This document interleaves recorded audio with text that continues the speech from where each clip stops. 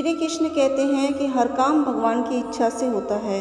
यदि आपके किसी भी काम में कोई देरी हो रही है या कोई अड़चन आ रही है तो इसमें भी आप भगवान की मर्ज़ी को ही समझें, क्योंकि वो उचित समय पे आपको उचित फल देना चाहते हैं। इस बात को उन्होंने एक बहुत ही छोटी कहानी के ज़रिए जो है समझाना चाहा है कि एक बार स्वर्ग में जो है ये जो है डंका पीटा जाता है कि जो है भगवान जो है सबको आम बांटने आ रहे हैं, प्रसाद के रूप में सबको आम का वो फल देंगे।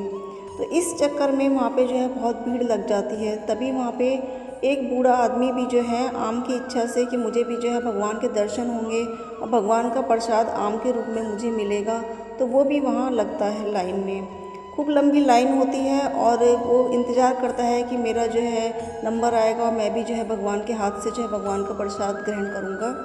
फिर जब उसका नंबर आता है तो लास्ट में जाके उसे जो है एक आम मिलता है, लेकिन जैसे ही उस आम को लेके जो है वो भगवान के चरणों में गिरने के बाद उनका आशीर्वाद लेके जब वो जैसे ही आगे बढ़ता है एकदम से उसका आम जो है कहीं गिर जाता है, वहाँ कीचड़ होती है वहाँ गिर जाता है। तो उसे बहुत दुख होता है कि मुझे इतनी लंबी लाइन में लगने के बाद भगवान का प्रसाद मिला लेकिन वो भी गिर गया। लेकिन उसे क्या है कि भगवान पे उम्मीद थी, तो इसलिए वो दोबारा से लाइन में लगता है। गर्मी बहुत पड़ रही होती है लेकिन उसके बावजूद भी भगवान के हाथ से प्रसाद पाने के लिए वो दोबारा उस लाइन में लगता है।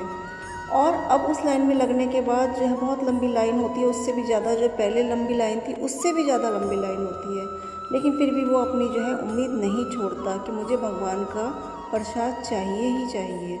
अपना कर्म पूरा करता है कि मुझे फल चाहिए ही चाहिए इस उम्मीद से। अब वो लाइन में लगता है तो काफ़ी लंबी लाइन होती है, तो उसका नंबर आता है और काफ़ी जब एक कहते हैं कि मेहनत करने के बाद उसे दर्शन होते हैं दोबारा से और फिर उसका नंबर आता है, तो फिर वो भगवान से फिर प्रसाद लेता है, भगवान उसे प्रसाद देते हैं। तो वो भगवान से कहता है कि भगवान जी मैं पहले भी आया था लेकिन मेरा जो है प्रसाद वो गिर गया था, तो मुझे दोबारा आना पड़ा आपके पास आपके हाथ से प्रसाद लेने के लिए। तो इसमें श्री कृष्ण कहते हैं कि ये जो है प्रसाद जो है जो आपको पहले मिला था वो आपके लिए नहीं था, वो आपके योग्य नहीं था। वो जो आम जो था वो एक तरफ से सड़ा हुआ था, इसीलिए वो आम जो है आपके हाथ से गिर गया था जो आपके खाने लायक नहीं था। और इसलिए आपको दूसरी बार जो है लंबी लाइन में लगना पड़ा, क्योंकि अभी जो है जो अच्छे आम आने थे पेड़ पे से वो अभी आए नहीं थे, इसीलिए आपको बहुत लंबी लाइन में लगना पड़ा।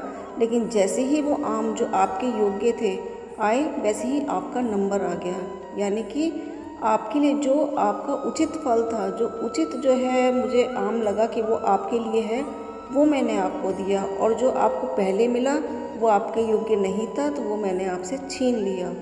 तो ये जानकर जो है उस वृद्ध ब्राह्मण को जो है उस बूढ़े आदमी को बहुत जो संतुष्टि मिलती है कि मुझे एक जो है आम के रूप में जो है भगवान का आशीर्वाद तो मिला ही, उनकी इतनी अच्छी बात, इतना अच्छा ज्ञान जो है मुझे जानने को मिला।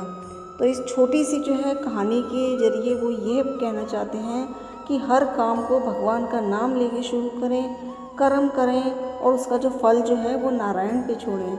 अपने कर्म के फल का उचित परिणाम मिले इसके लिए धैर्य रखें, इंतज़ार करें, क्योंकि सब्र का फल हमेशा मीठा होता है। यदि आपका विश्वास प्रभु पर अटूट है तो आपका कोई भी काम रुकेगा ही नहीं, और यदि रुक भी रहा है तो ये भी नारायण की ही इच्छा है। इसलिए हमेशा जो है हर काम भगवान पे छोड़ें, जो आपके लिए सही होगा वो ही आपके साथ होगा, और यदि गलत हो रहा है तो उसे भी आप नारायण की इच्छा समझ के स्वीकार करें। जय श्री कृष्ण।